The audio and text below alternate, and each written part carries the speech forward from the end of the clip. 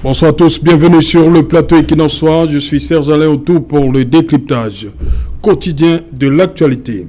Il faudra 1 à 2 ans minimum, voire plus, pour reconstruire et au bas mot 500 à 750 milliards de francs CFA.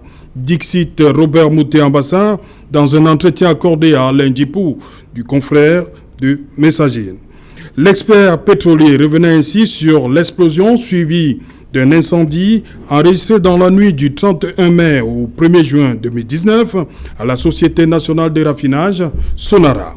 Les performances enregistrées par ce fleuron de l'économie camerounaise ont conduit la Sonara, bien évidemment, à lancer dès 2010 son projet d'extension et de modernisation. La première phase du projet, évaluée à 200 milliards de francs CFA, doit normalement porter la production annuelle à 3,5 millions de tonnes, contre 2,1 millions de tonnes auparavant. La seconde phase, quant à elle, vise à doter la Sonara d'outils techniques nécessaires pour raffiner le pétrole brut lourd produit localement.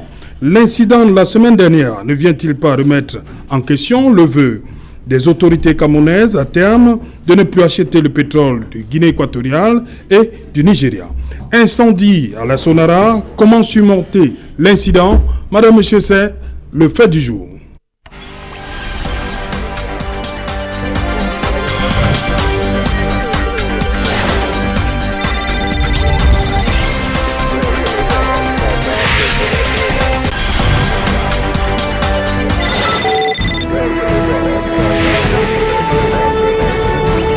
Incendie à la Sonara, comment surmonter l'incident? Pour en parler, je suis en plateau ce soir avec Aaron Begeni Abek. Bonsoir Aaron. Bonsoir Serge Alain Autou, bonsoir aux companélistes, bonsoir à Bafia.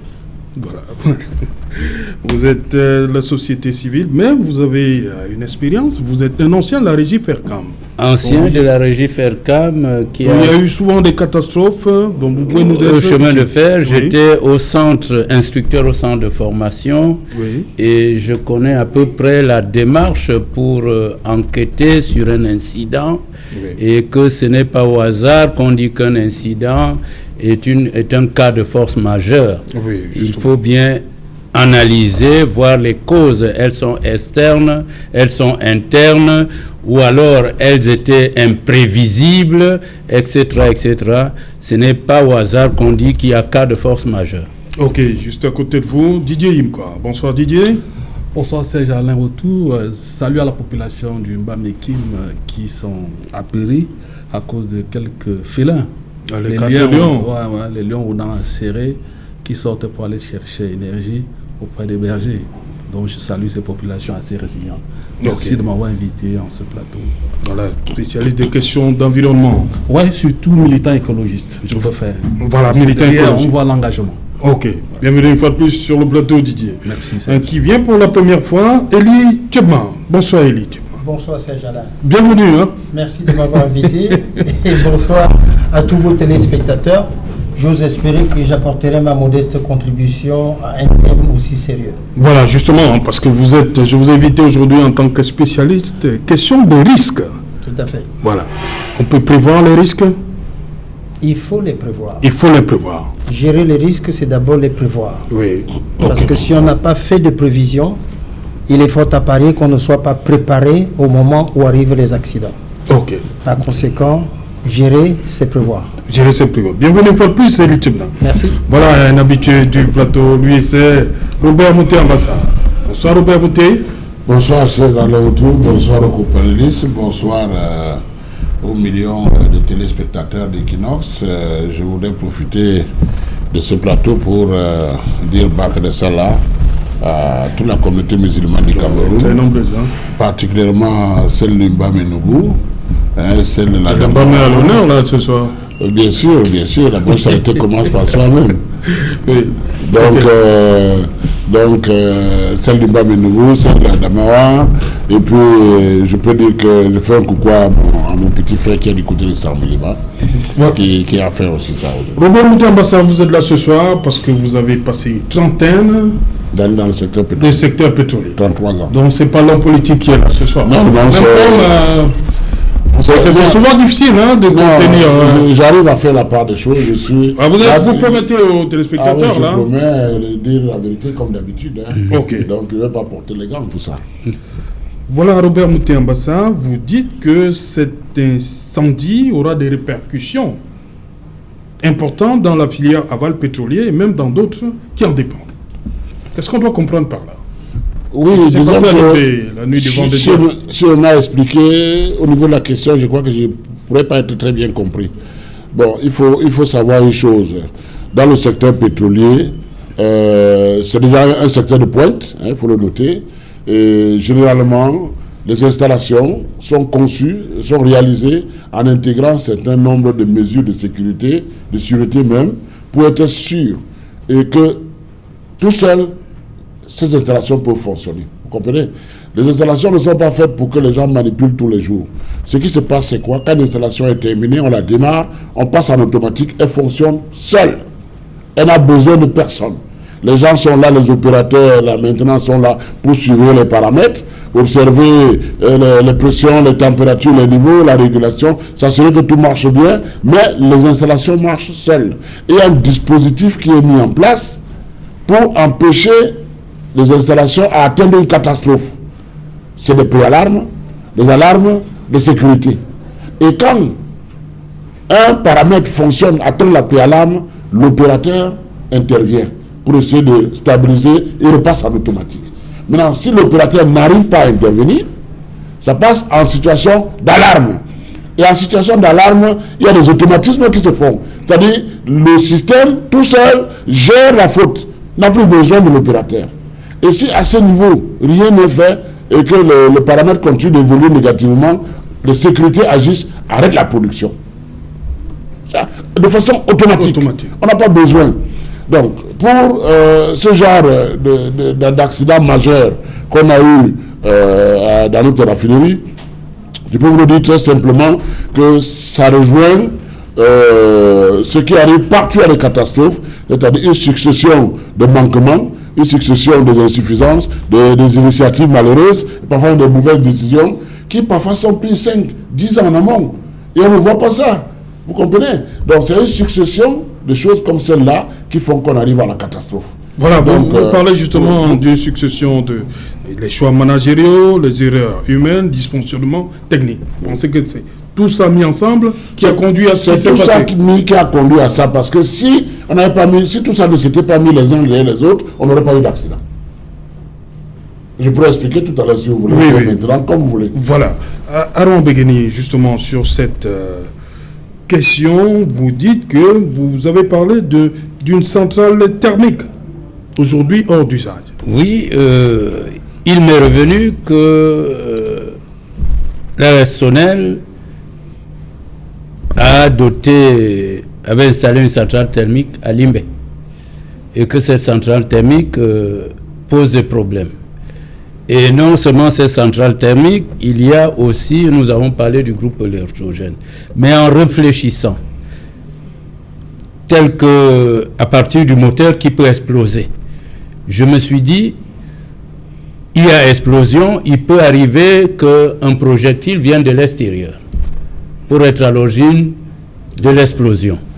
On peut vérifier, on trouve qu'il n'y a pas quelque chose, un projectile, les clous et quoi là, qui proviennent de ce projectile. Il peut arriver qu'il y ait surchauffe des installations. S'il n'y a pas le système de refroidissement, on peut arriver à une explosion. C'est pourquoi je maintiens, comme je disais, si c'est une faute interne, il est difficile de faire allusion à un cas de force majeure, parce que même les assureurs vont dépêcher leurs experts pour voir si la faute n'est pas du fait de la Sonara, pour que l'assurance n'ait rien à payer. Mais si c'est un cas de force majeure, donc c'est pourquoi je disais c'est très délicat d'emblée de passer, de dire il y a cas de force majeure. Disons, il y a un incident, on ne peut pas produire, c'est ce qu'aurait dit le DG, et expliquer... Oui, on va y revenir. Voilà. On va y revenir. Elie Tchoubna, justement, sur ce qui s'est passé à Limbé la semaine dernière, comment vous êtes d'accord avec le gouvernement que c'est un accident? Évidemment, personnellement, je dois considérer d'abord un accident. Parce que vous savez, dans la gestion des risques, il y a deux termes. Oui. La sécurité et la sûreté. La sécurité concerne tout ce qui vient de manière ou par inadvertance. Et la sûreté intervient quand il y a des malveillances ou bien quand il y a des interventions que l'on connaît. Ça veut dire que, comme disait monsieur tout à l'heure, si le projectile venait de dehors, c'est une malveillance. Et la malveillance peut être externe ou interne. Maintenant, pour revenir à la réalité, je voudrais a priori, s'il vous plaît, d'abord, que dans ce genre de situation, nous soyons modérés et que nous ayons les termes de communication qui ne permettent pas de désinformer. En réalité, avant de venir dans votre plateau, j'ai fait ce que nous appelons un retour d'expérience en Afrique pour voir un certain nombre d'accidents dans tout ce qui est secteur pétrolier. Oui. Et j'en ai compté depuis 15 années environ 18. Oui. Et dans les 18, il y a le Nigeria qui en a eu 8. Oui. Le Cameroun en a eu 2. Le Kenya en a eu 2. L'Afrique du Sud et les autres, ce qui fait 18. Oui.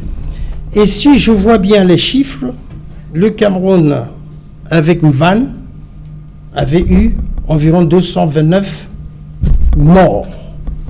Vous parlez du 14 février 1998. Oui, c'était un secteur pétrolier. Oui. Maintenant, la raffinerie, SDP. ce que j'ai constaté, c'est qu'on a parlé d'aucun mort. Et a priori, nous devons déjà nous en féliciter. Voilà, le fait qu'il n'y ait pas eu de perte en vie humaine. humaine. Qu'il n'y ait pas eu de perte en vie humaine, c'est la première priorité en disant Dieu soit loué compte tenu du contexte que nous vivons à l'heure actuelle. Okay. Secondo, il faut dire que lorsqu'il y a un accident comme celui-là, s'il n'y a pas eu de mort, il y a eu des intervenants. J'ai cru apprendre que l'incident est arrivé à 21h et qu'avant la matinée, c'était circonscrit. Le mot circonscrit veut dire, lorsque l'on intervient pour les pompiers, d'essayer de bloquer que les dommages ne s'épandent pas ou ne se propagent pas. Oui. Et à partir du moment où on a circonscrit, on se bat pour que ça ne va plus loin. Alors, là-dessus, je dirais félicitations à tous ces pompiers qui ont intervenu en un temps aussi court quand on voit sur les images ce qui s'est passé. Maintenant, le lendemain, on peut avoir dit qu'il y a eu du feu. Voilà, je voulais juste mais la question qui se pose, il y avait un autre feu, un autre incendie. Quand on parle de feu en ce moment-là, il faut se poser la question, y a-t-il eu un foyer supplémentaire? Oui. Parce que quand on circonscrit, on n'a pas encore éteint l'incendie entièrement. Et il est probable qu'après, des stocks de produits qui étaient là continuent à brûler. Par conséquent, je n'étais pas là ou bien je n'ai pas été sur le site pour vous dire que c'était un deuxième foyer. Donc pour moi, c'est possible que ce soit constaté, comme on l'a dit, qu'il y ait eu du feu. Mais dans le cadre de l'information normale, il faut être sûr qu'il y a eu un autre foyer pour parler d'un incendie supplémentaire. J'ai cru entendre tout à l'heure, et comme l'a dit M. Mouté, c'est tout à fait vrai, quel que soit le site que l'on a, et quel que soit le fonctionnement, aussi automatique soit-il, des dispositions, quand on gère les risques, ça veut dire qu'il y a des dispositions à prendre. Parce que dans le secteur pétrolier, le risque, c'est tout simplement une philosophie de vie. Parce que c'est un enjeu assez lourd, un accident dans le domaine pétrolier. Et à ce niveau, que ce soit la Sonara ou toute autre société pétrolière, le risque est une culture. Et partant sur le fait qu'il n'y a pas de risque zéro, je prends des précautions au moment où je dois intervenir pour une situation comme celle-ci. Ça veut donc dire qu'il y a eu un accident. Tant que les enquêtes n'ont pas permis suffisamment de dire quelle était la source, c'est difficile d'interpréter. Et je reviendrai sur un mot. Mais lorsque le ministre parle la thèse, l'accident, est-ce qu'il n'est pas péremptoire? Face à une situation comme celle-là, Oui. je vous ai dit qu'il y a deux situations. Soit c'est un problème de sécurité, soit c'est un problème de De sûreté. sûreté. La sûreté, c'est est-ce qu'il y a eu malveillance? Eu égard à ce que j'ai vu sur la photo et la position où se trouve dans la Sonara le risque, parler de malveillance, ce serait terrible parce que dire qu'on a une superficie de plusieurs hectares et qu'au centre, il faudrait être très adroit pour que la malveillance y parvienne. Alors, si on s'en tient à la notion d'accident, j'ai cru entendre tout à l'heure, en revenant sur les propos du copernéliste, un certain terme de force majeure. Et là aussi... On y revient, permettez. Très bien. Voilà, on va donner la parole à Didier Imko. Didier Imko, vous avez vu sûrement ces images, ces populations apeurées qui quittaient en masse celles qui sont aux alentours de la société. Elles sont revenues. Oui, vous savez, pourquoi elles partaient? Mais elles fuyaient. Juste les flammes. Elles fuyaient la pollution. La pollution. Si on est réduit au militantisme anthropocentriste, c'est-à-dire réduit à l'homme, on peut s'enorgueillir, on peut applaudir ce qui s'est passé à l'Inde. Il n'y a pas eu de... Mais en tant que militant écologiste, c'est une catastrophe. Une catastrophe. On ne peut pas saluer ce qui est arrivé. Lorsqu'advient un incendie, c'est un dysfonctionnement.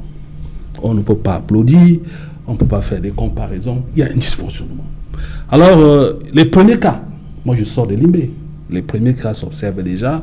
Nous avons parlé des pluies acides, vous savez, quand les fumées montent, c'est des fumées très chargées de particules fines, avec d'autres composants organochlorés. Et puis, vous savez, nous sommes dans une zone à pluviométrie assez forte. Il y a déjà les premiers signaux de résilience de la population. Je salue la résilience de cette population parce que les fonctionnaires qui gèrent cette crise-là ont abandonné la population elles-mêmes et les populations, par principe de subsidiarité, ça c'est l'un des 6 principes qu'on trouve de gestion durable de l'environnement, les populations se prennent en main, ils disent bon voilà, vous pouvez prendre 2 cuillères d'huile, vous ne buvez pas telle eau, ne faites pas ci. C'est les premières règles que les populations ont prises sur elles-mêmes pour réduire ou pour bien mitiguer tout ce qu'il y a comme risque écologique.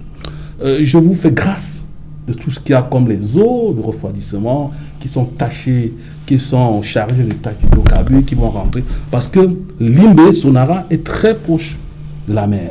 Et ces eaux-là, je peux vous dire que ces eaux-là seront entraînées dans cette mer. Et vous savez très bien que les hydrocarbures sont quand même des dangereux contaminants pour les écosystèmes aquatiques. Donc, si je me limite là, je voulais parler surtout de la communication post-crise. Elle n'est pas bonne. Elle n'est pas bonne parce que lorsqu'on est face à une situation pareille, on communique de façon graduelle. Qui? Le gouvernement ou bien... C'est le directeur général. Le top management. C'est le directeur général. Moi, j'ai fait 10 ans de HSE avec l'Afrique. C'est une entreprise indienne qui fait dans le recyclage des ordures ménagères, des déchets métalliques. C'est le directeur général qui communique. Mais il a communiqué, il a fait communiquer. Il y a eu des pas 3 sources de communication. Il y a d'abord les sessionnistes qui ont revendiqué. Deuxièmement, il y a un communiqué que monsieur le directeur a adressé à ses partenaires parlant de cas de force majeure. En matière de sécurité, je vais vous dire, lorsqu'on dit cas de force majeure, ça veut dire quoi? Ça veut dire que ce qui advient ne dépend pas de vous et que vous n'avez pas la capacité de le juguler. C'est ça le concept. Il faut faire attention avec les mots. Et lorsque vous prenez cette lettre, troisième paragraphe, il dit nous ou bien il dit nous avec T à la fin. Ce qui prouve qu'il n'y a pas de sérénité. Ça, c'est la communication de monsieur le directeur général. Vous pouvez lire la lettre, hein, au troisième paragraphe, vous allez voir la faute. Je vais lire un bout. Hein. Maintenant, quand les séparatistes, un leader séparatiste sort pour revendiquer cet incident, le porte-parole de l'armée réagit et dit de façon affirmative que c'est un four de distillation qui a explosé et a entraîné l'incendie de 2 cuves. De façon affirmative. Et la troisième communication, c'est celle de M. Sadi, que lui est prudent. Il dit, bon voilà, c'est un accident. Je vais vous dire en matière de sécurité, ce que les Indiens m'ont appris. Vous avez 2 paramètres fondamentaux. La prévention agit sur la probabilité. La protection agit sur la gravité. Lorsque la protection est bonne, évidemment, vous avez la gravité est faible. Lorsque la prévention est bonne, la probabilité qu'advienne l'incident est nulle. Mais lorsque l'incident, lorsque la prévention, la prévention, probabilité, lorsque la probabilité est faible, ça veut dire que la prévention est bonne. Et que lorsqu'advienne un cas comme celui-là, ça veut dire qu'on est là face à un cas de force majeure. Okay. Ça peut être quoi? Ça peut être un risque naturel, ça peut être un éboulement, ça peut être une inondation. On se pose maintenant la question, d'où vient la source du mal? C'est la question qu'on s'interroge. Ok, vous permettez donc que je lise cet extrait du directeur général, je vous passe la parole. Nous déclarons un cas de force majeure et la suspension provisoire de nos engagements en attendant l'évaluation définitive des dégâts. Nous vous informerons de la cessation de ce cas de force majeure en temps utile. Robert Moutambas. Le cas de force majeure. Je ne veux pas revenir sur ce que Didier a dit. Ce qu'il a dit est pertinent et c'est vrai. Oui. Okay? On décale le cas de force majeure n'importe comment. Moi, je dis, je suis du secteur. J'ai travaillé dans cette société en début de carrière. J'ai passé 10 ans. Il a parlé de la communication aussi. J'en viens, c'est le directeur général qui devait communiquer pour expliquer les choses. Mais il a communiqué, il a fait... Non. Dans le plan d'urgence, dans le secteur pétrolier, quand il y a un accident grave comme celui-là, une fois qu'on a maîtrisé la situation, il y a ce qu'on appelle la restitution. Le directeur général vient expliquer ce qui s'est passé, pourquoi il y a eu cet accident et quelles sont les mesures qui ont été prises. Et pour informer et les journalistes et les autorités et tout le monde.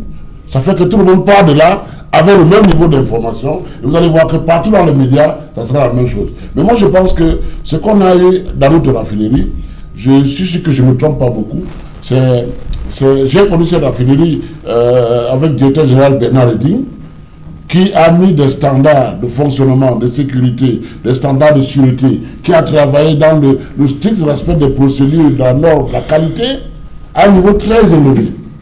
Le problème a commencé quand il est parti. Et je peux vous dire, je ne me trompe pas beaucoup, quand il est parti, on a d'abord supprimé l'assistance technique, qui était assurée par Total, parce que ça coûtait cher. 7 expatriés coûtaient 9 milliards par an avec tout ce qu'ils avaient comme système de qualité et autres. Mais il fallait remplacer cette expertise par une expertise locale ou africaine qui coûterait peut-être 7-8 fois moins cher. Mais on les a enlevés et du coup, ils sont partis. Le directeur général adjoint de la Sonara était chargé de l'intégrité des installations, du suivi, du fonctionnement, de l'entretien, de la maintenance, de l'image de marque qui garantissait la qualité de Sonara dans le monde. Alors, quand vous enlevez des gens qui gèrent ça, vous ne les remplacez pas par d'autres, je crois qu'au niveau management, ce n'est pas une très bonne décision. Maintenant, ça c'est le premier point. Le deuxième point, où je pense que ce n'est pas un hasard, on aurait pu voir venir les choses. Je me rappelle à l'époque que quand il y a eu ce départ de l'assistance technique, moi j'ai fait une note pour dire que c'est une mauvaise décision s'ils ne sont pas remplacés. Parce qu'ils jouent un rôle bien précis. Et que quand ils vont partir de là, ils vont commencer à tirer les ficelles contre Sonara. Puisque les centrales d'achat qui achetaient tout le matériel Sonara passaient par ces gens-là. Vous les faites partir. Et toutes les pièces de rechange sont assurées par, sont gérées par leurs entreprises sous-traitantes qui les conçoivent même, qui les fabriquent. Et vous les faites partir brutalement. Qu'est-ce qui s'est passé? On commence à se la vitesse dans le marché noir. On commence à prendre des chinoiseries. Et du coup, ça joue sur l'intégrité des installations. Ça, c'est la première chose. La deuxième chose, c'est que pour des raisons que moi, je ne sais pas, j'estime que c'était une décision managériale farfelue, on a supprimé la génération électrique à Sonara. Ça fait des années que Sonara n'a pas de générateur électrique pour se connecter à Eneo Sonel direct. Quand Eneo n'a pas de jus, n'envoie rien, Sonara est à l'arrêt. Quand il l'envoie, il soit arrêt. Et ce fameux jour, il y a eu 5 arrêts de Sonara. Du manque de jus Eneo. Mais les groupes, il y en a 3 qui sont là, présents. Des groupes qui font chacun 3 MW. Ils sont 3. Ça fait Sonara avec une capacité de production de 9 MW qui pourrait alimenter toute la Sonara et toute la ville même de Limbe. Mais ça a été abandonné depuis quelques années. Je ne sais pas, on parle de coûts d'entretien, de maintenance, de carburant, mais la génération, toute entreprise pétrolière est autonome dans la génération électrique, dans la production d'eau, dans l'air comprimé et tout ça, parce que vous ne devez pas dépendre d'un tiers. C'est les installations qui fonctionnent 24 sur 24 durant toute l'année. On arrête une fois pour faire les arrêts annuels et après on repart. Donc vous voyez que l'absence de cette génération électrique peut aussi être à l'origine d'un certain nombre de choses, parce que quand AES Eneo a coupé 5 fois dans la journée, ça peut griller beaucoup de relais. Okay. Il suffit que ça glisse un relais, par exemple, qui gère le four, qui suivait la température du four. Hein? Et qu'en salle, l'opérateur, il voit l'enregistrement du four de température qui est constante. Pour lui, il n'y a pas de problème. Pourtant, à l'extérieur, la température est en train de monter jusqu'à atteindre la limite de rupture, il y a explosion. Donc, vous avez ce genre de décision. Et l'autre décision qui... J'ai réagi aussi pareil par rapport à cette décision. L'année dernière, Sonora s'est arrêté pendant 8 mois. De mars à novembre. De mars à novembre. Beaucoup de gens n'ont pas su ça. Pourquoi? Parce qu'on ravitaillait de l'extérieur. Mais c'est très grave pour une industrie comme celle-là de s'arrêter 8 mois. Sans qu'on prenne des dispositions pour faire ce qu'on appelle dans le jargon pétrolier le coconnage. Le coconnage, c'est qu'on prépare les équipements à rester longtemps à l'arrêt. Okay. Là, il faut mettre la graisse, mais là, il faut mettre des bandes graisseuses et tout ça. On prend des dispositions. Donc, pendant 8 mois, on a été à l'arrêt parce que, bon, on voulait arrêter pour 3 mois, le temps de mettre en service les nouvelles installations. Ça n'a pas marché parce que là aussi, il y a un autre problème lié aux formations des gens. 8 mois après, ça n'était pas démarré. J'ai tiré la sonnette dans l'arbre en disant, attention, voilà une installation qui est en face de la mer. Et elle reçoit tous les vents marins. Le vent qui vient de mer vient parfois de 10-100 km. Ça lèche l'eau et ça se mélange au sel. Et l'air mélangé au sel vient rentrer dans tous les équipements, tours, turbines, fours et autres. Et ça peut déclencher la corrosion parce que le sel, c'est un élément déclencheur de corrosion. Et imaginez-vous que pendant 8 mois, moi j'ai eu à faire un jour dans ma maison, j'achète un frigidaire tout neuf. Un mois après, il avait l'air d'un frigidaire qui avait 10 ans à cause des vents marins. Donc, si quelque part, il y a eu ces vents qui sont rentrés partout et que c'est parti déclencher les corrosions, soit internes ou externes, on a démarré. Okay. Ça a tenu 6 mois. Peut-être que c'est une explosion due à une corrosion. Okay. Je ne dis pas que c'est ça. Mais je veux dire qu'il y a eu des décisions de management qui ont entraîné cette situation. Et il faut faire très attention. C'est parce que ce n'est pas des secteurs d'activité où on peut demander à n'importe qui d'aller. Parce qu'il faut connaître de quoi on parle. Ça vous permet de garder ceci. Il y a quelque chose qu'on aime bien dit dans le pétrole. Surtout, il faut bien maîtriser ce qu'il ne faut pas faire. Okay. Parce que si vous faites ce qu'il ne faut pas faire, vous fragilisez le système. Donc je crois que les choses ont commencé à se dégrader. Ça a pris du temps. Oui. Et le matériel aujourd'hui a 40 ans d'âge. Cela a 40 ans d'âge. On va parler du matériel. Vous comprenez que l'entretien, la maintenance est exponentielle dans ce genre d'entreprise. Elie Tchebna, par rapport à tout ce qui vient de développer Robert Mouté-Ambassan, il parle peut-être de management, il parle d'erreurs humaines, dysfonctionnement technique, tout ça pour lui aurait conduit à ce qu'on a vécu dans la nuit de vendredi à samedi dernier. Je suis tout à fait d'accord quand j'écoute parler M. Mouté. Sauf que nous, dans la perception de la gestion de risque, il y a une situation avant, pendant et après. Et si nous mélangeons tout, on ne comprend plus grand-chose. Dans ce genre de situation, il faut se poser la question, est-ce que tous les moyens de prévention étaient en place? Parce que vous savez bien, toutes les sociétés pétrolières ont de grosses assurances. Et ces assureurs passent de manière permanente en laissant des recommandations. Donc, la première des choses, c'est de dire, est-ce que dans la logique de prévention, tout était fait pour qu'on n'en arrive pas là? Parce que quel que soit ce que nous pouvons dire, dans le risque, on fait ce qu'on peut, mais il n'y a pas de risque zéro. Alors, vu sous cet angle, il me serait difficile pour moi, n'ayant pas les éléments suffisants, pour dire d'où vient l'incendie, d'où vient l'explosion, qu'est-ce qui a été à la source. Jusqu'à présent, je ne suis pas sûr qu'il y ait une seule personne qui nous ait dit l'origine de l'incident, c'est telle chose. Le porte-parole des forces armées. S'il vous plaît. Ça peut être le porte-parole des forces armées, mais il faut dire que à la Sonara, quand j'ai bien écouté, ça s'est passé à 21h30. À l'heure où c'est la relève. Donc, si c'est un responsable des armées qui le dit, il faut bien qu'il prouve qu'il était là présent pour justifier.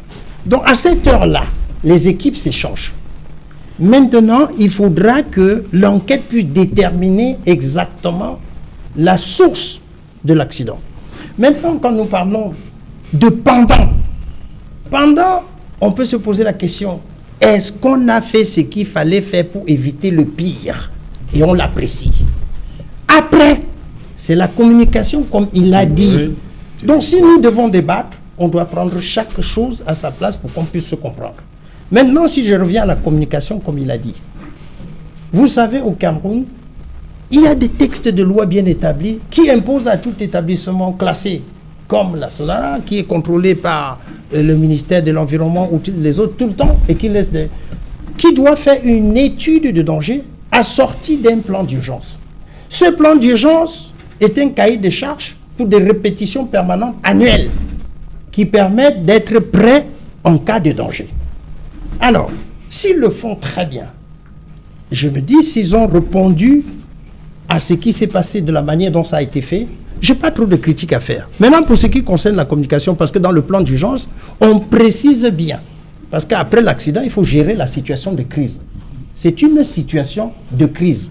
Et là, la communication est fondamentale. Il y a 3 catégories de communication, 3 styles de communication qu'il faut faire en pareille circonstance. Soit vous dites la vérité, très rapidement, et vous acceptez ce qui s'est passé, vous justifiez, soit vous détournez. Et la 3e situation, vous refusez carrément. Je constate que dans le cas présent, le directeur général a dit qu'il y a eu accident.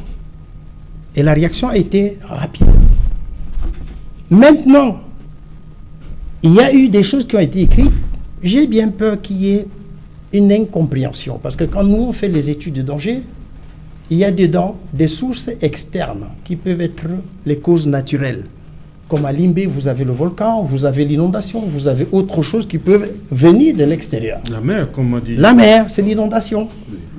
Maintenant, ce que moi j'ai cru entendre dans ce qui était écrit, c'était une lettre adressée aux fournisseurs ou bien à tous ceux... aux partenaires. Oui. En disant que... Enfin, sauf si j'ai mal compris, que comme nous sommes bloqués par l'accident, on est obligé, vous ne pouvez, enfin c'est ce que j'ai cru entendre, oui. Vous ne pouvez plus venir. Oui. Nous avons été sous un accident. C'est un cas de force majeure qui nous oblige à vous dire, nous suspendons nos engagements. Voilà, c'est ce que j'ai cru comprendre. Provisoire de nos engagements. Voilà, c'est la suspension, c'est dans provisoire. Le cas de cette force majeure de l'incident et de l'accident qu'ils disent aux gens, nous suspendons, s'il vous plaît, arrêtez jusqu'à preuve de contraire. Mais attention, je ne crois pas avoir entendu que l'accident est dû à une force majeure, sauf équivoque. C'est ce que j'ai cru entendre. Donc, c'est ce qui est écrit là. Je ne défends pas, hein, c'est mon rôle longtemps. Non. Écoutez, non. Le problème n'est pas là. Soyons techniques, pas de polémique face à une situation. Donc, ce que j'ai cru entendre, c'est qu'ils ont dit. Là où le bas blesse, c'est que dans une société, et j'ai déjà vu au Cameroun une société de la place, l'une des plus grosses, qui a eu un accident pareil. Ça se passait à Bafoussam, par une explosion. Il y a eu une belle communication comme celle-là. Et il n'y a pas eu d'autre communication qui soit venue polluer, que ça crée problème. Moi, le problème que je crois percevoir ici, c'est que l'État étant actionnaire principal, vu le fonctionnement de nos institutions, moi, je pense que les ministres n'auraient pas dû intervenir sur un problème qui concernait la Sonara. Et la Sonara avait le devoir de présenter ses responsables techniques qui auraient dû expliquer. Et 3 ou 4 jours plus tard, la politique s'en mêlait. À partir du moment où le ministre a intervenu, c'est devenu une histoire politique compte tenu de la conjoncture que nous vivons aujourd'hui. Et les réclamations s'en sont mêlées pour qu'on aille dans un sens ou l'autre. Donc, je veux dire, pour la communication, pour ma part, le contenu, pour moi, ne me gêne pas. C'est tout simplement l'actionnaire principal qui s'en est mêlé, qui a dit quelque chose et l'interprétation a été mauvaise, parce que je vous dis bien, dans le sens de force majeure ici, je m'excuserai si je me suis trompé, j'ai cru entendre. Parce que force majeure, pour nous, quand on analyse les dangers, je vous ai dit, il y a les risques naturels, il y a la foudre, il y a autre chose, il y a tout ça qui peut arriver. Et dans ce cas-là, même l'assurance traite ça différemment. Oui. Même la bombe est une cause externe. Voilà. Non. Je veux dire non. La bombe, c'est, comme je vous ai dit tout à l'heure, c'est une malveillance qui vient d'ailleurs.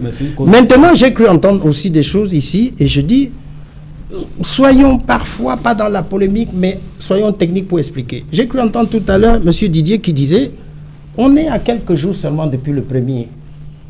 Évaluer la pollution dans l'instant, ça paraît quand même difficile. Il est évident qu'on a vu une boule de feu assez énorme. Pourquoi les populations fuient? Monsieur Serge Alain, même vous entendez une explosion d'une bouteille de gaz dans une maison là derrière, vous prenez vos jambes au cou. Maintenant, après, le visuel vous permet déjà de voir, et il y a les effets thermiques qui peuvent directement permettre que l'on fuit. Pour ce qui est de la pollution, oui, ce sera une situation grave. Mais pour l'instant, il serait difficile de l'évaluer. Bon. Pardon. Je n'ai pas parlé. Non. Voilà. Aaron Megane, vous avez aussi également dit que le matériel, parce qu'il a évoqué Robert Mouté-Ambassan, est-ce que le matériel, lorsqu'on met en place la Sonara en 1981, ce matériel est-il fiable? Justement, il y a l'usure du matériel, la vétusté, il y a l'amortissement, il y a que régulièrement, je l'ai évoqué la dernière fois, l'assureur qui prend le risque d'assurer une société comme ça fait des contrôles pour voir si les mesures de sécurité. Mais pour les phénomènes réguliers que l'on maîtrise, tels que le vent chargé il faut un dispositif qui permette de gérer cela. C'est pour des événements fortuits. Ce qui est fortuit, ce qui est imprévisible, ce qui est la Sonara ne pouvait pas maîtriser. Mais une défaillance n'est pas assimilable à un cas de force majeure. Si la défaillance relève de la Sonara. Et puis pour moi, le projectile qui vient de l'extérieur n'est pas une défaillance. C'est un corps étranger qui vient saboter. Ce n'est pas une défaillance. Hein? Donc, pour ma part, il y a le problème du matériel. Et pour savoir davantage, les assureurs ont des experts. Parce que l'assureur va supporter la charge pour dédommager. Mais il faut qu'elle s'assure que son client avait le dispositif de prévention nécessaire et adéquat. On va consulter les rapports. Parce que l'assurance, quand elle passe, elle fait des recommandations. Donc, c'était trop vite allé. Je suis d'accord avec vous, c'est le directeur général qui devait communiquer. Si le ministre avait à intervenir, ça devait être sur la base du rapport du directeur général qui lui reçoit rapport des responsables techniques. Et même la surveillance dont vous avez parlé, des équipements, du fonctionnement de tout le dispositif de sécurité, il y a un rapport, il y a des dossiers. On doit les interroger. Donc, pour ma part, ça peut être la vétusté du matériel, mais s'il y a explosion, il y a des hypothèses qu'il faut prendre en compte.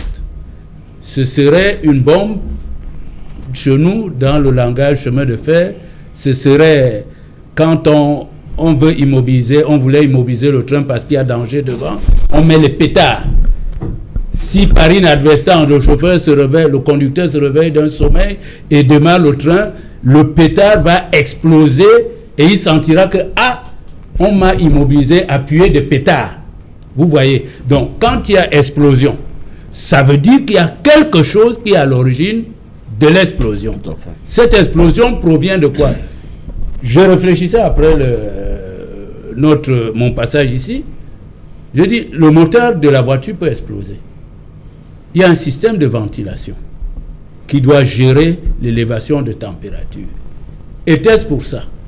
Ou alors, est-ce qu'il y a eu un projectile de l'extérieur? Auquel cas, on va trouver sur les lieux des choses qui sont étranges à la Sonara, qui étaient chargées dans la bouteille explosive, etc. etc. Okay. Donc, ça peut être le vieillissement du matériel, ça peut être la défaillance, c'est-à-dire on n'a pas pris la peine de changer le système de protection, de le renouveler à temps, comme il a dit, dans les délais, et même la qualité du système. La dernière fois, on a évoqué. Oui. Parce qu'on peut mettre un fusible.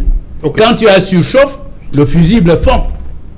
Et puis ça protège. On va revenir sur l'évaluation tout à l'heure. Didier Imko, revenons un peu sur la communication. On a vu aux premières heures de la journée de samedi, le ministre de l'eau et de l'énergie qui allait à Limbé. Voilà, il est rentré pour une visite de centre d'évaluation des dégâts. Il était à Limbé. Il est rentré à Yaoundé. Il y a eu cette rencontre avec le ministre et le Premier ministre. Et ensuite, cette rencontre avec les trois, le ministre du Commerce, le ministre de l'eau et de l'énergie et le ministre de la Communication. Jusqu'à présent, on n'a rien eu. Voilà. Mais en même temps, on demande, on veut que le gouvernement communique. Oui, parce qu'on dit que la Sonara, ce n'est pas quand même, vous savez, la première petite société. Cette lettre-là, quand j'écoute M. Tchema, j'ai l'impression à voir en face de moi le directeur de la communication de la Sonara. Moi, je suis militant écologiste. J'ai une mission tribunicienne, sans toutefois développer un discours d'emphase. Je ne suis pas venu faire de la publicité. Je voudrais inviter M. Eli Tchema à aller au bord des cimenteries ou bien à la zone industrielle, pendant la production. S'installer juste 1 heure de temps, avec un boubou blanc comme celui-ci. Il va rentrer avec la poussière sur la zone. On n'attend pas la pollution. Il y a des impacts directs. Il le sait très bien. Il y a des impacts directs. Et puis, mon problème n'est même pas là. Parce qu'il y aura l'analyse de ce qu'il appelle la bécose. Je ne veux pas entrer dans la cuisine de la Sonara. Il faut déjà prendre... parce qu'il y a un impact psychologique. Les populations ont peur qu'à tout moment, il peut encore avoir explosion. Parce que les populations n'ont pas la bonne information. Si vous ne voulez pas nourrir la rumeur, donnez la bonne information. Vous êtes journaliste, brillant journaliste. Est-ce que vous avez la bonne information? Vous n'en avez pas. Cette lettre-là, moi je l'interprète à ma manière, suivant le niveau de mes compétences. M. Tchema interprète suivant les niveaux de ses compétences. Ça me rappelle l'histoire du grand débat, l'âge débat, entre le professeur Conchou Komeni et le président Biya, où il parlait de questions de sémantique. Je dis et je le répète, lorsqu'on convoque le cas de force majeure, ça veut dire que vous ne maîtrisez pas la cause de l'accident. Point barre. Imprévisible. Lorsque vous avez écrit aux partenaires, c'est les partenaires qui travaillent avec les populations. C'est une forme de communication. La preuve que ça s'est retrouvé dans les réseaux sociaux. Et nous prenons cette communication, nous analysons avec une démarche heuristique en utilisant des instruments scientifiques. Vous ne pouvez pas me dire que je ne suis pas dans le charlatanisme. Vous comprenez? Je prends les instruments majeurs des questions d'études de danger, de risque, la probabilité, la prévention, pour analyser sa lettre, cette correspondance aux partenaires. Et je me fonde sur le fait que je n'ai pas la bonne information et je suis obligé, peut-être par erreur, je peux me tromper, je ne suis pas un démurge ou un divan, je peux me tromper, à communiquer ce dont moi je ressens, c'est mon ressenti. Parce que mon intérêt, c'est qu'on prenne en charge la population sur le plan psychologique. Et qu'on entretient la veille environnementale et la veille sanitaire. Vous ne pouvez pas me refuser cela, M. Tchema. Est-ce qu'on a parlé aux populations que cette fumée-là, noire, qui est une combustion, une mauvaise combustion, vous le savez très bien, lorsque ça revient sous forme de pluie d'acide là, ça va où? Dans la mer. Ça va ça attaque les eaux superficielles ou bien les eaux souterraines. On sait que dans ces zones-là, généralement on capte l'eau dans les nappes phréatiques qui sont des nappes altérées, comme ici à Douala. Vous comprenez? Donc il faut parler aux populations. Si vous ne parlez pas aux populations, nous on va parler aux populations. Et nous allons utiliser nos méthodes. Vous comprenez? Donc c'est dans cette situation-là où je me trouve. Moi, de temps en temps, moi je suis surpris que le ministre de la Santé, le nouveau ministre de la Santé, ce jeune-là, qui est toujours tendance à taper sur les petits badauds, subitement il est calme. Alors qu'il y a un aspect... Qu'est-ce qu'il doit faire, il y a un aspect éco-toxicologie, il y a une veille, il doit parler. Il y a un problème de santé, monsieur. C'est quand même les hydrocarbures, il le sait. Santé publique. Ça ne blague pas. Qui vous dit que ces poussières-là, ces particules fines-là ne sont pas encore à Douala, avec les mouvements de vent? Même déjà ici à Douala, avec une catastrophe, avec la catastrophe écologique comme celle-là, on devait déjà prendre des dispositions dans la ville de Douala. Ok. Vous comprenez? Mais on ne l'a pas fait. Ok. On est en train de banaliser les choses, mais on va dire maintenant que bon, Yimkwa, il est dans un discours catastrophique. Oui, j'assume. C'est mon rôle de militant écologiste. Ok. Vous comprenez? Si c'est Greenpeace qui arrivait ici parler comme ça, même le président va le recevoir. Voilà. Ok. Je crois qu'on va vous recevoir aussi, hein, Didier Yimkwa. Robert Moutambassa, vous dites que le plan d'opération interne a été pris à la Sonara. Suite à cette. En quoi il consiste? Disons que chaque entreprise prévoit des situations d'urgence comme celle-là pour gérer les crises, les catastrophes majeures. Il y a ce qu'on appelle POI, plan d'opération interne. C'est-à-dire, dès que l'incendie s'est déclaré, il y a une cellule de crise qui se forme sous la direction du directeur général, avec tous ses collaborateurs, et puis avec des relais sur le terrain. Donc, il gère la crise à partir d'une salle de crise, où tout est écrit sur un tableau, le DG, les collaborateurs sont là, tout le monde suit. C'est ce qui s'est passé à Limbe? Je ne sais pas, je dis ce qui devait se passer, qu'on fait régulièrement dans toutes les entreprises pétrolières. Il y a une cellule de crise qui se met au travail et l'information circule dans cette salle, tout le monde est au même niveau d'information. C'est ça qui permet que, après la crise, quand elle est maîtrisée, il y a une restitution qui est faite sous la houlette du directeur général qui explique tout parce qu'il était dedans, il a tout suivi, il sait ce qui s'est passé. Donc je ne sais pas s'il y a eu... Maintenant, le POI, c'est les actions qu'on mène pour gérer cette crise. C'est-à-dire, comme c'était un incendie, Sonara a d'abord ses propres moyens de lutte contre l'incendie. Et si le niveau d'incendie est tel que ces moyens sont devenus vétustes, parce qu'en fait, il faut se dire qu'à l'origine, les moyens étaient tout neufs, et ça pouvait contenir toute forme d'incendie dans la raffinerie. Maintenant, avec 40 ans après, et je pense que beaucoup de véhicules incendiés n'ont pas été renouvelés, qui ont pris beaucoup d'âge, qui ont pris de l'âge. Donc, ils ont été assistés par ceux qui sont venus de Douala, qui ont donné un bon coup de main et pour permettre de maîtriser. Tout à l'heure, quelqu'un a parlé du bac qui a pris feu le lendemain. Oui. Bon, il y a ce qu'on appelle dans le milieu pétrolier, en cas d'incendie, le retour de flamme. Vous savez, quand vous avez éteint un feu, avec des... Robert Moutambassa, ça a quand même créé la confusion dans les esprits des Camerounais. Ça a même fait l'objet d'un débat. Vous êtes au courant. On parlait d'un autre incendie le lendemain. Je pense pas. C'est l'incendie de la nuit de vendredi à samedi qui n'a pas été... Je voudrais expliquer. Oui, quand on éteint un incendie, vous avez vu les images, les installations, c'était les pipes, les échelles, tout ce matériel en fer a rougi durant l'incendie. Et quand on éteint le feu, il y a encore des équipements qui restent très chauds. Et c'est quand il reste au contact des hydrocarbures... On éteint la flamme. Voilà. Pour ce que beaucoup de gens ne savent pas, c'est que les hydrocarbures liquides ne prennent pas feu directement. C'est les vapeurs qui s'enflamment. Et donc, quand ces tuyaux, ces échelles qui sont encore tout chauds, sont mélangés aux hydrocarbures, ils chauffent les hydrocarbures et ça fait la vapeur et ça s'enflamme. C'est une auto-inflammation. Et je crois que ce qu'on fait généralement, quand on a éteint, on maintient l'arrosage permanent des équipements. Pendant 24-48 heures, on maintient tout arrosé. Pour être sûr que, hormis l'extinction, il y a le refroidissement des équipements. Et je pense que c'est un retour de flamme qu'il y a dû avoir parce que certains équipements peut-être n'étaient plus très refroidis et ils ont chauffé le brut. Et le but s'est réenflammé et c'est parti. Okay. Je ne pense pas que c'est un autre instant. Non. Je crois que c'est un retour de flamme. C'est clair, on vous croit. Elitimement, sur cette situation. Sur cette situation, je dois intervenir cette fois-ci à 3 niveaux. Premier niveau, en revenant sur votre dernière question, sur qu'est-ce que c'est que le POI. C'est le plan d'opération interne. En quoi il consiste? Il consiste? Il s'agit d'un document issu de l'étude de danger dans une entreprise qui donne le comportement à avoir en cas de risque.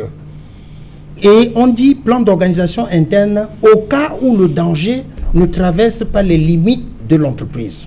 Parce que quand ça traverse les limites de l'entreprise, on parle d'un plan particulier d'intervention.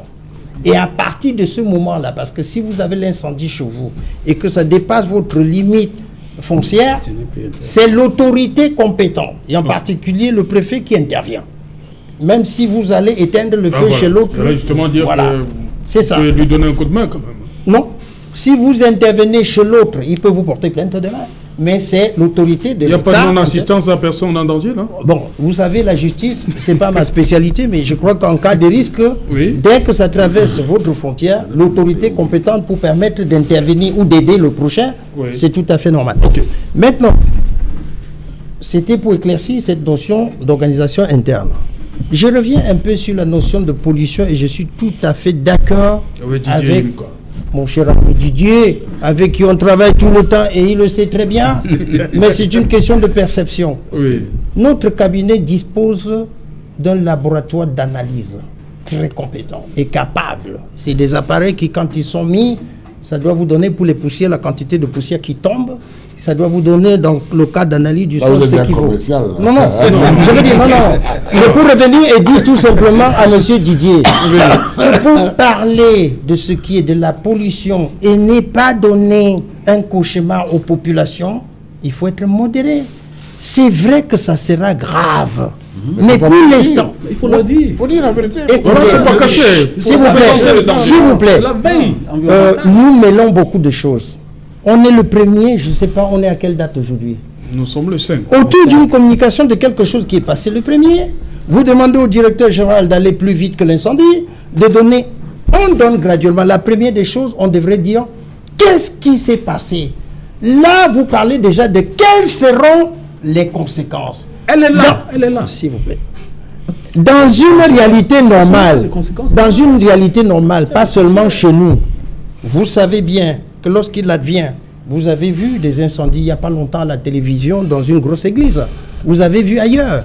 Quand c'est des cas et qu'il y a des psychologues qui devraient intervenir, dites-moi les institutions qui sont organisées au Cameroun pour le faire. Donc je veux dire, tenons compte de notre réalité et de ne pas systématiser ce qui ne tient pas chez nous. Pour l'instant, compte tenu de notre environnement que je constate aujourd'hui, donnons la bonne information. L'environnement comme vous, je le défends. Maintenant, quand on revient à ce que disait M. Ambassa, quand on parle d'explosion, même là, je ne peux pas m'avancer a priori parce que lorsqu'on parle d'évaluation, c'est une source qui donne l'explosion. Merci, M. Tumna. On revient en deuxième partie. Bonsoir, Cédric Noufele. Bonsoir, Serge Alain. Bonsoir à vos invités.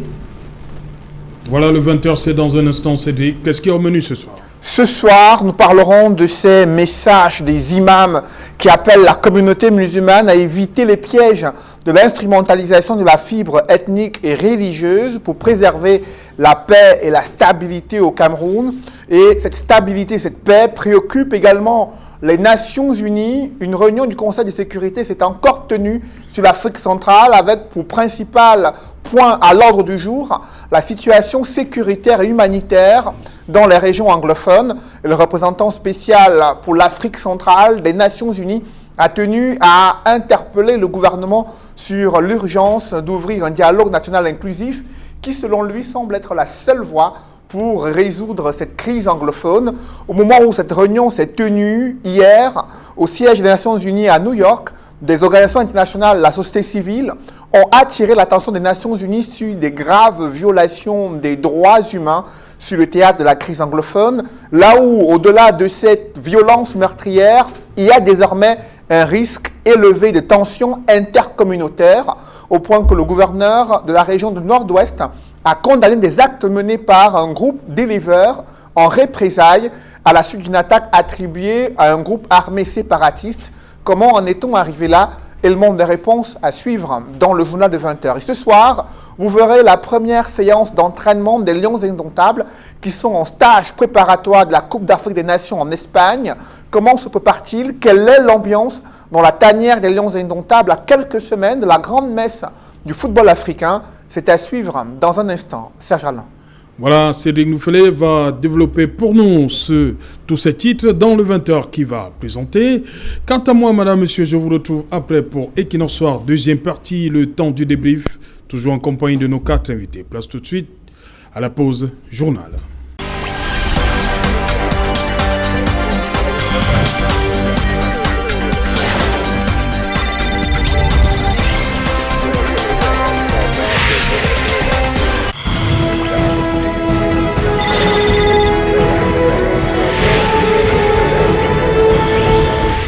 Retour sur le plateau Equinox Soir, toujours en compagnie de nos 4 invités. Aaron Begeni avec Didier Yimkwa, Robert Mouté-Ambassa et Elie Tchebma. Dites-moi, vous avez suivi, Elie, cette sortie, c'est un jour, la fête du Ramadan, les musulmans est fête aujourd'hui, ils ont passé 30 jours de privation, mais ce qu'on retient, c'est la paix aujourd'hui, au regard du contexte qui est le nôtre.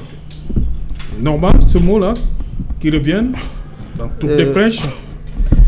Monsieur Serge Alain, je me permettrai de m'excuser auprès des téléspectateurs parce que j'aurai peut-être des propos pas appréciables.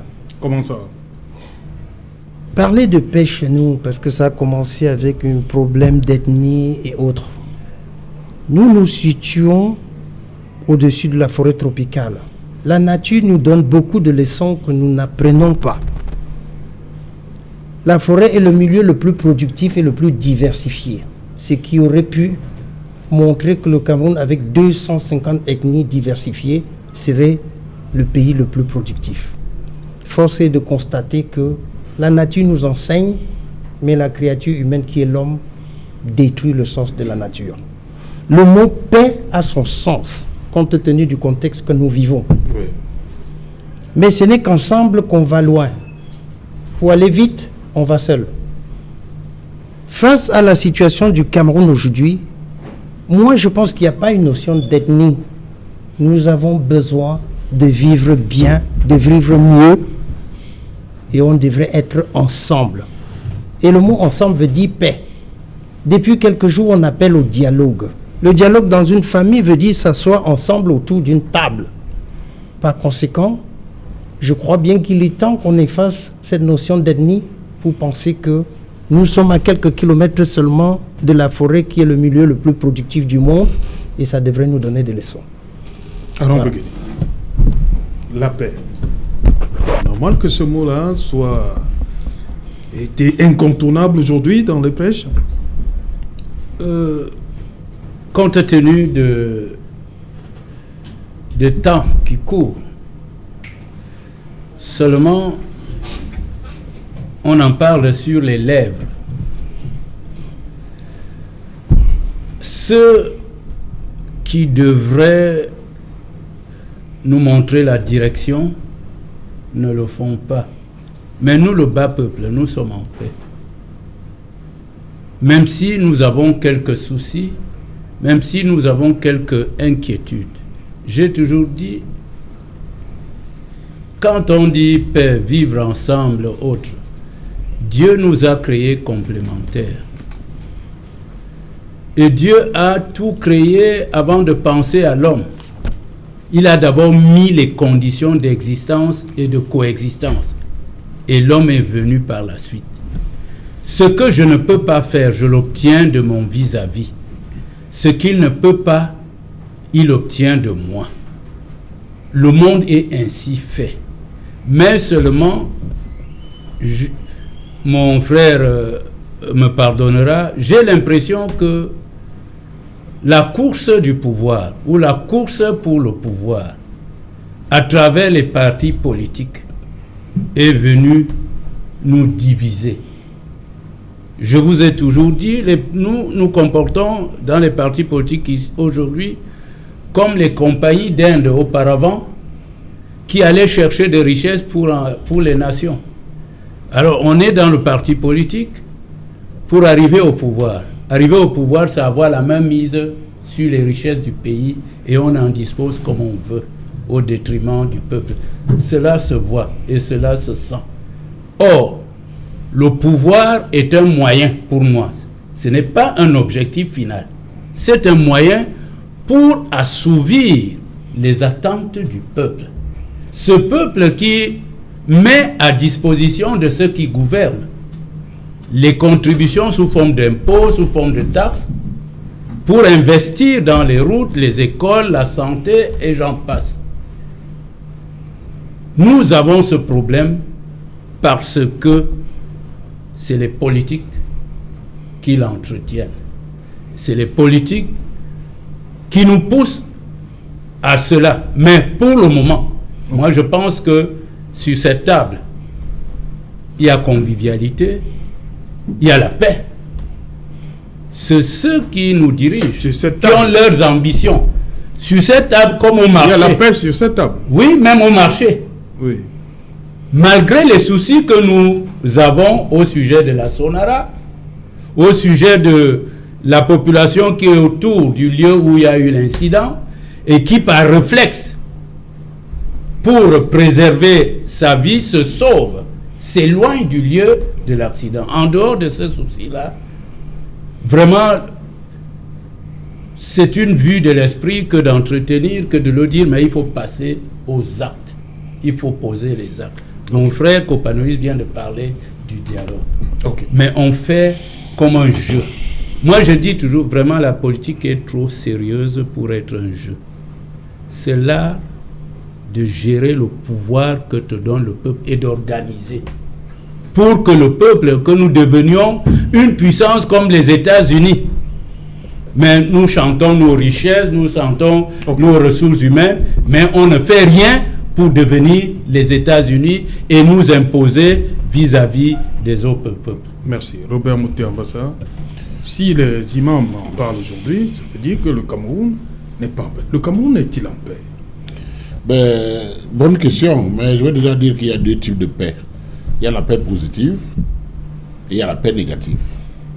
La paix positive, c'est cette paix où on a de l'équité, du développement, de la justice. La paix négative, c'est là où on n'a pas d'équité, on n'a pas de développement, on n'a pas de justice. Dans le Cameroun aujourd'hui se situe où? Nous sommes dans la paix négative. Voilà. Il faut le dire clairement. Et on le voit bien à travers les observations de tribalisme. Il a dit tout à l'heure, monsieur Elie, c'est une réalité dans ce pays. On ne peut pas nier, c'est comme le nez à la face. Le tribalisme est partout. Ça ne sert à rien de faire la politique d'autruche.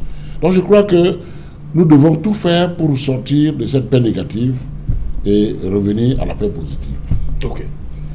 Didier Imkoa. Oui, je vais réagir. J'interroge maintenant le politique. Hein. Donc on a comme l'impression que aujourd'hui les choses le peuple demande ce dialogue inclusif.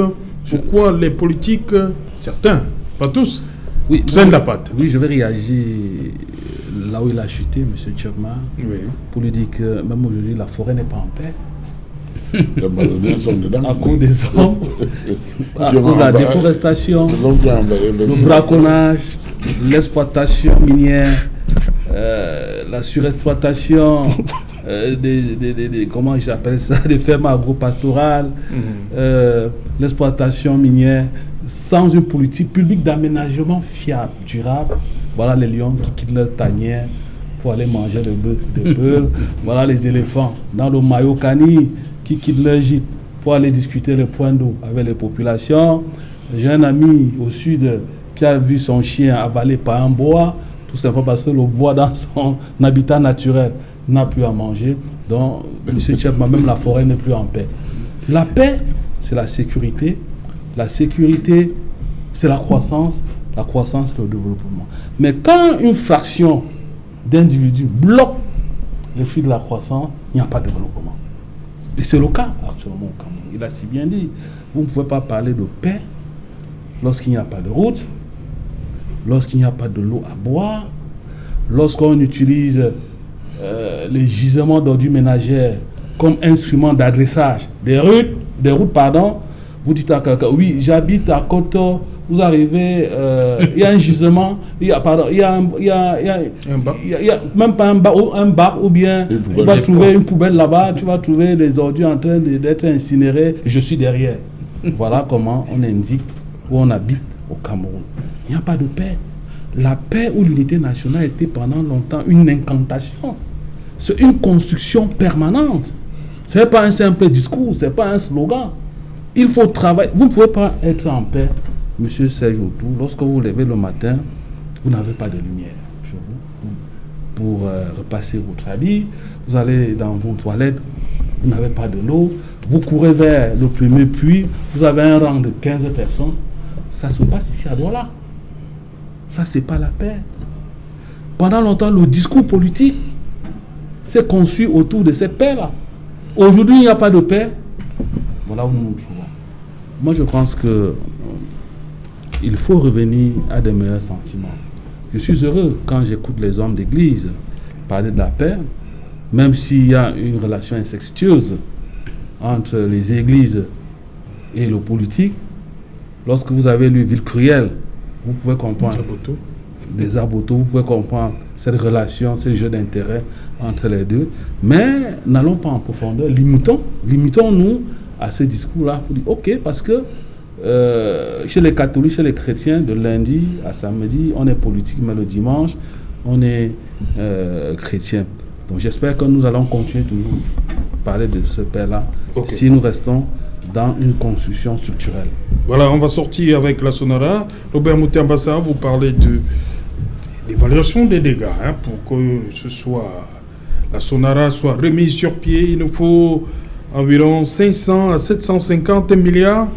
J'insiste sur la fin, sans surfacturation. Pourquoi vous insistez là? Parce qu'on est habitué aux surfacturations dans le pays, c'est pas moi qui les vante. On sait bien qu'un stade qui coûte 60 milliards en Côte d'Ivoire coûte 200 milliards au Cameroun. C'est pas moi qui le dis. Les chiffres sont là. Donc je veux dire par là que le secteur pétrolier, ceci de précis. On veut connaître quels sont les éléments sur lesquels vous vous êtes appuyé pour sortir ces chiffres. Le secteur pétrolier, c'est ceci qu'il y a des ratios bien clairs, précis, qu'on utilise pour travailler.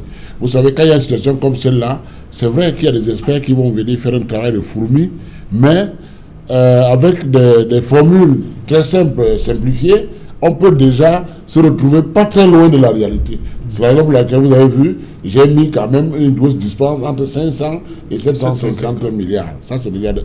Sans surfacturation, pourquoi? Parce que vous savez, c'est difficile de faire des projets ici chez nous sans qu'ils ne soient pas surfacturés. Donc, je dis ici maintenant, les fins limiers partent évalués et ils se retrouvent à 600 milliards ou 700 ou 500.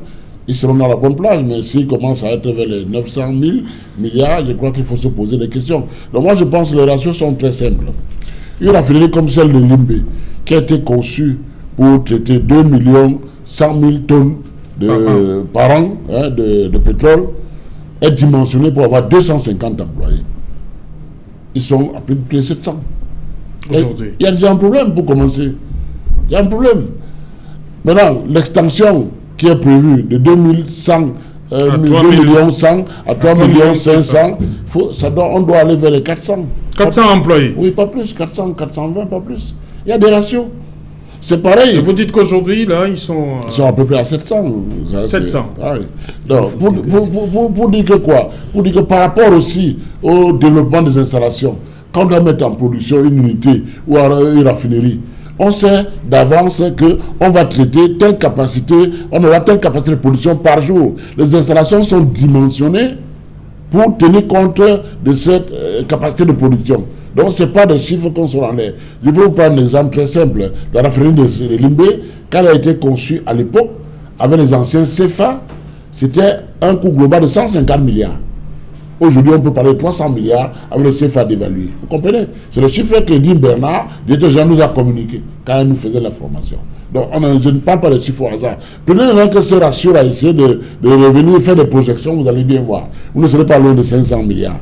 Bon, maintenant, 500 milliards. Donc, je pense que cette situation, c'est des chiffres qu'on avance parce qu'on veut évaluer très rapidement, on va aller vite. Maintenant, quand vous avez des gens en poste, ou qui sont chargés de ces choses-là, qui ne connaissent pas ces ratios, qui ne savent pas comment ça se passe, évidemment, ils vont dire que nous on raconte, on fait de la spéculation, on dit n'importe quoi. Parce que vous savez, on ne touche pas en technique. Ou on sait, ou on ne sait pas. C'est comme ça, Anthony. Alors que quand on est peut-être dans l'administration, on peut trouver peut-être des raccourcis. Mais Anthony, il n'y a pas de raccourcis, ça vous rattrape très rapidement. Donc ce qui est arrivé à notre raffinerie, je peux le dire, je l'affirme, ça nous a rattrapé. Ce n'est pas une histoire qui est venue de nous. Si on avait maintenu les standards de fonctionnement du secteur pétrolier avec les normes, les procédures, la qualité maintenue, respectée, on n'aurait pas eu cet accident. Parce que les installations se seraient arrêtées seules. Il y a eu dysfonctionnement quelque part, il y a eu des initiatives malheureuses, que je préfère appeler ça ici, qui ont progressivement joué sur l'intégrité des installations. Donc pour vous, c'était prévisible? C'était prévisible et je peux vous dire, j'ai tiré la sonnette d'alarme à 2 reprises. La dernière fois où j'ai tiré la sonnette d'alarme, c'était le 1er novembre dernier, où j'ai dit, ça fait déjà 7 mois d'arrêt, ça devient dangereux pour les installations, avec des risques de corrosion. Pourquoi parler donc d'accident aujourd'hui, alors que c'était prévu? Mais l'accident est là, tout a brûlé, c'est un accident. Maintenant, on ne peut pas dire que, si on dit qu'on ne savait pas, ça veut dire qu'on n'est pas à sa place, c'est tout. C'est tout, c'est pas compliqué. Ok, je voulais ajouter à son souci là, comme nous sommes à l'ère des opportunités, il est bon que l'État camerounais transforme cet incident ou cet accident en opportunité. Il semble que on nous avait vendu des équipements pour traiter une matière première que ces équipements ne pouvaient pas traiter. Nous avons... Qui nous a vendu ces équipements? Première, je peux expliquer ça si voilà. vous voulez. Donc, qui nous a vendu ces équipements? Ben, c'est notre client. C'est Total et Elf. C'est Total. Clients ici, fournisseurs là-bas, ils l'ont fait même à la Cellucam. Il avait fait à la Cellucam. Il fallait que la matière première semi-finie aille d'abord se faire traiter en France pour que le produit soit fini. J'ai eu un entretien avec un ancien cadre de la Cellucam il y a quelques mois à ce sujet. Nous pleurions nos entreprises qui étaient là pour rendre le Cameroun meilleur que maintenant. Donc il faut ajouter à ce souci le souci des équipements. Parce que notre matière première, qui est importante parce qu'il y a des sous-produits, il y a les huiles, on peut avoir du bitume, il faut trouver donc des équipements qui nous permettent d'avoir tous ces produits en traitant notre matière première ici. Il faut donc transformer cet incident en opportunité et trouver les équipements conformes qui permettent de traiter notre matière première, plutôt que de l'envoyer à l'état brut comme le cacao. Donc, je vais apporter des précisions par rapport à ce que je pense que c'est très pertinent. C'est important parce que vous savez, les installations de la Sonara ont été dimensionnées pour traiter un brut léger. Bon, ceux qui l'ont fait savaient bien que le Cameroun avait un brut. Pour l'extension maintenant? Non. Au départ, c'était... Je dis donc que c'est maintenant... C'est après maintenant qu'on a voulu mettre en place ces travaux d'extension pour essayer de modernisation. Oui, parce que quand on prend le brut léger, on le traite, il n'a que 3% de résidus à peu près, à la fin du traitement. Et quand on prend le pétrole brut camerounais qui est lourd, il y a près de 30 à 40% de résidus. Vous comprenez que c'est une opération en perte, quoi. On ne peut pas. Donc, maintenant, les nouvelles installations vont permettre de mettre en place un hydrocraqueur qui va bombarder les 40% de résidus pour les transformer en léger et ramener les pertes à 3%. Okay. Donc, c'est ils seront peut-être 20%, pas 3%. Mais c'est l'objectif des transformations qui est en ce moment-là pour consommer le pétrole camerounais, alors qu'à l'origine, ça avait volontairement été écarté. Elie Tchibna, au regard de l'ampleur des dégâts de la semaine dernière, le ministre, après sa descente, le ministre de l'eau et l'énergie, parle d'au moins 12 mois. Mais Robert Moutambassa, lui, il est un peu plus... il est sûr, il dit ça va prendre 1 à 2 ans, peut-être même plus. Peut-être plus. Qu'est-ce qu'on fait entre-temps? Écoutez, ma manière d'aborder cette partie-là n'est pas exactement dans le même sens que M. Mouté qui a été dedans et qui connaît. Je ne suis pas spécialiste dans les calculs, mais on est à l'heure des dédommagements. Ça veut dire que la question que je devrais me poser, c'est de dire, est-ce que la Sonara dispose des assurances correctes qui permettraient de compenser ici les dommages? C'est de ça qu'on doit parler. Maintenant... Mais lorsque le DG parle Cas de force majeure. Non. Je vous ai déjà dit que cette perception de force majeure n'est pas dans mon entendement. Non. Oui. Quand on prend l'assureur, quand il vient, si c'est des faits naturels et de force majeure dus à des forces externes, c'est un État qui décrète à partir de ce moment-là. Regardez comme ça se passe partout. Quand il y a une inondation, quand il y a de la neige, l'État peut décréter que ça, c'est un truc que les assurants doivent prendre en charge. Mais ici, dans le cas présent, on parle d'accident, en attendant que ce soit avéré par les enquêtes qui seront données. Mais la question que je peux me poser, c'est de dire, est-ce que dans le cadre du management de l'entreprise, les contrats d'assurance ont été faits dans les règles de l'art? Et si tel n'est pas le cas, voilà le drame pour le Cameroun. Pourquoi? Ah oui, parce que de nos impôts encore, on sera obligé de financer cette entreprise. Par contre, si ça avait été bien fait, parce que le drame des assurances au Cameroun, c'est quoi? C'est que, vous savez, dans les assurances aujourd'hui, il y a ce qu'on appelle l'actuariat qui est une spécialité précise. C'est des gens qui sont formés pour faire des calculs sur la base des statistiques et des probabilités pour justifier exactement combien et comment on peut payer une assurance. Dans nos assurances, qu'est-ce que vous avez? Vous avez un service commercial, un service production, un service ici, qui vient, monsieur Outou, vous vendre pour votre voiture une assurance en vous disant, bon, si vous prenez ceci, c'est bon. Mais c'est lui qui vous dit ce qu'il faut prendre. Or, dans la gestion des risques, on transfère à l'assurance ce qu'on ne peut plus. Et les termes contractuels doivent être capables de le préciser. L'État a déjà des lois qui imposent. Ça veut dire quoi? Parce que votre entreprise peut créer des dommages aux hommes, aux installations et aux populations. Vous avez le devoir de mettre en place des mesures de prévention et de protection qui au moins déjà protègent. Et c'est quand vous avez mis tout ceci et que dans vos activités, il y en a qui sont au-dessus, que vous transférez cette partie-là à l'assurance. Qu'est-ce qu'on a donc payé comme assurance? C'est ce qu'il faut aujourd'hui savoir. Est-ce que les primes étaient payées? C'est ce qu'il faut savoir. Par ailleurs, dans les termes contractuels de chaque assurance, le premier point, c'est toujours respecter la réglementation en vigueur.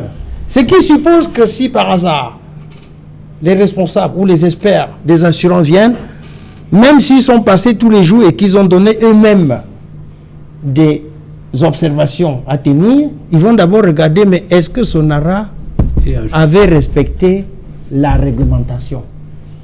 Sinon, ils s'accrochent directement dessus et ça devient une négociation pour savoir combien est-ce qu'on peut donner. Par contre, si ça a été bien fait, évidemment, ils sont à 80%. Ils vont maintenant négocier en fonction de la situation du matériel. Le pire chez nous, au Cameroun, c'est que les experts pour les assureurs qui viennent, c'est qu'au moment de payer votre prime d'assurance, ils n'étaient pas venus faire l'état des lieux.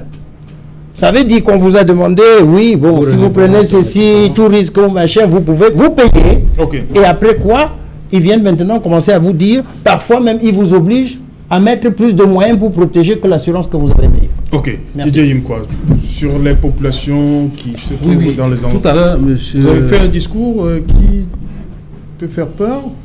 Je dois faire bien peur. les mettre. Oui, je dois faire peur. Il faut que le gouvernement se réveille. Voilà.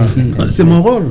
Si je ne dois pas développer un discours catastrophique, je ne sais pas pourquoi je suis ici. Donc, moi, je parle de la veille sanitaire, de la veille environnementale. Le droit doit se réveiller. Et je peux vous rassurer, actuellement, là, ils sont en train de faire, s'ils sont très techniques, et je crois qu'ils sont très techniques, une analyse de l'arbre des causes. Et je peux vous rassurer que vous n'aurez jamais les conclusions de ces analyses-là. Parce que M. Mouté, tout à l'heure, vient de nous dérouler des normes prudentielles d'une entreprise qui va être performante. Lorsque vous voyez ce cafouillage-là, vous comprenez comment cette entreprise-là fonctionne. Donc, vous n'aurez jamais les conclusions. Je le dis, nous sommes dans une émission qui est bien regardée. S'ils peuvent me confondre, ok, qu'ils mettent ça, qu'ils publient leurs conclusions. Mais moi, ce que je vais dire, ce qui m'intéresse, c'est la population. C'est l'activité de la population. nous sommes dans une zone où l'activité commerciale tourne autour de la pêche.